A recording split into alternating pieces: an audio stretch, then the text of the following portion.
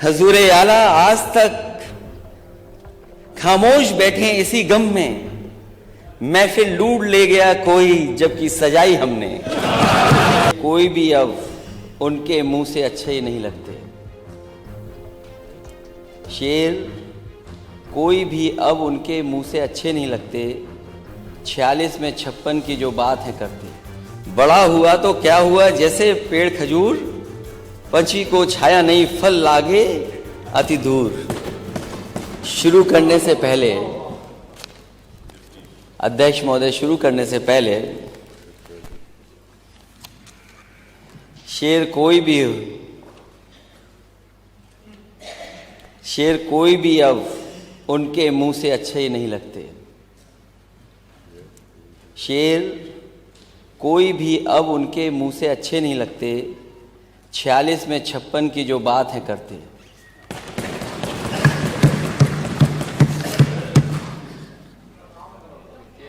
ये बजट जो पेश हुआ है, इतना बड़ा बजट, और हर बार ये कहा जाता है कि अब तक का सबसे बड़ा बजट।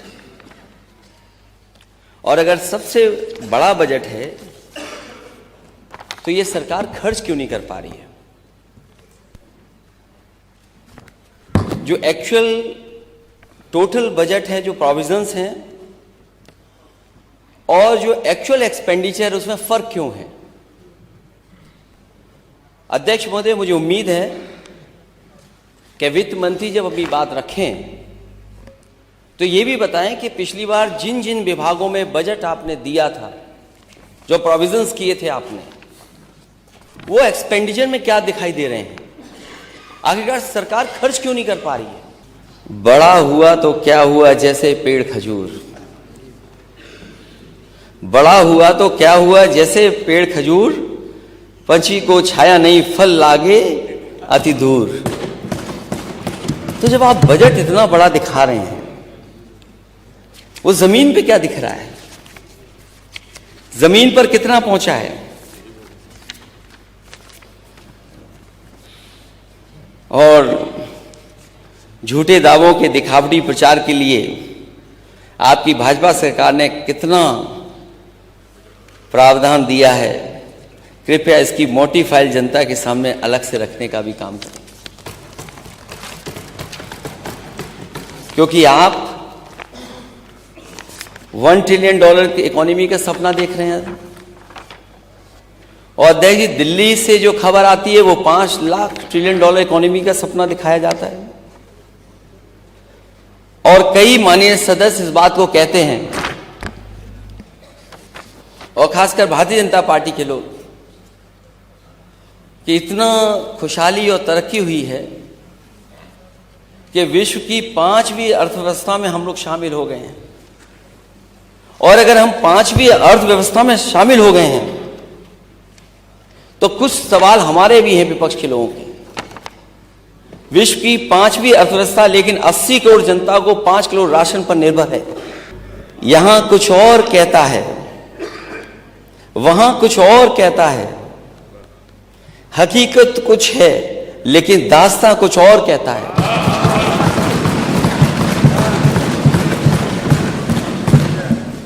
यहां कुछ और कहता है, वहां कुछ और कहता है।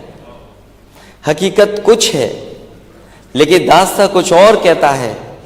कली से ताजगी फूलों से खुशबू हो गई गायब। कली से ताजगी फूलों से खुशबू हो गई गायब। चमन का हाल कुछ ऐसा कुछ है, बागवा कुछ और कहता है।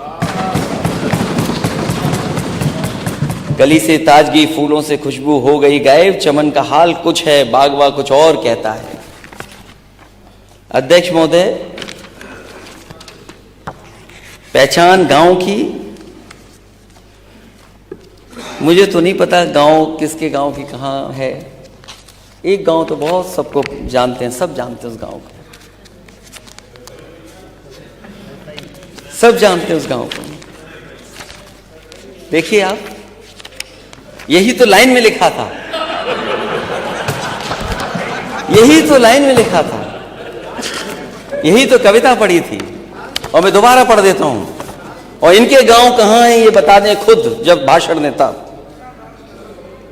तुम्हारी शख्सियत से ये सबक लेंगी नस्लें, वही मंजिल पर पहुंचा है जो अपने पांव चलता है।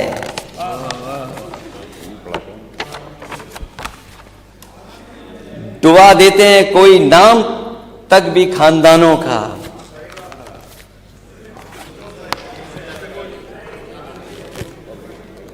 डुबा देता है कोई नाम तक भी खानदानों का, किसी के नाम से मशहूर होकर गांव चलता है। अरे अपना गांव तो प्रभु राम के नाम पर राजनीति करना बंद कीजिए।